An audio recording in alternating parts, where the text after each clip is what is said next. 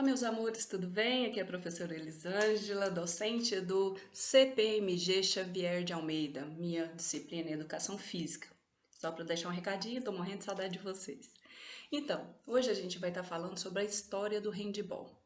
A gente vai, antes de falar sobre a história do handball, vou só dar uma explicadinha rapidinho sobre o que é um esporte coletivo e individual.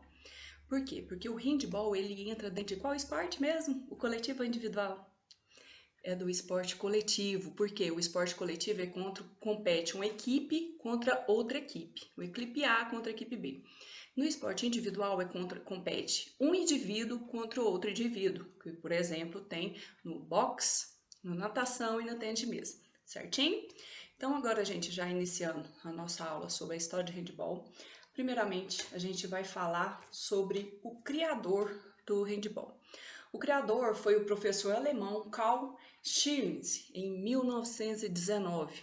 Esse cara, ele percebeu que o handball, ele era uma modalidade que podia ser praticado por quê? Pelas mulheres. Por quê? Porque naquela época existia muito, como até hoje existe, o futebol de campo. Inclusive, o handball, ele veio do futebol de campo. Inicialmente era praticado com 11 jogadores e também era em campo. Só posteriormente que as partidas começaram a ser realizadas em quadra. Em 1925, realizou-se a primeira partida internacional de handball entre a Alemanha e a Austrália. E a Áustria. Adivinha quem foi o campeão? A Áustria, 3-6 para a Áustria.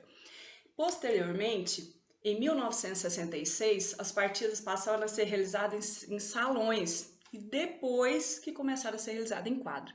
Por que disso? Devido ao clima, que se estava chovendo com sol, em quadra era mais favorável, e também devido à falta de ambiente que começou a ter, porque o handball ele começou a ser muito aderido pela sociedade e começou a chocar os horários de futebol e do handball. Então, eles acharam melhor começar a praticar em quadros. Atualmente, é praticado em 183 países, tem mais de 1 milhão de equipes e 30 milhões de profissionais. O principal torneio internacional é o Campeonato Mundial de Handball, masculino e feminino. É um esporte praticado por milhares de pessoas no Brasil, fazendo dele um dos esportes mais populares do país.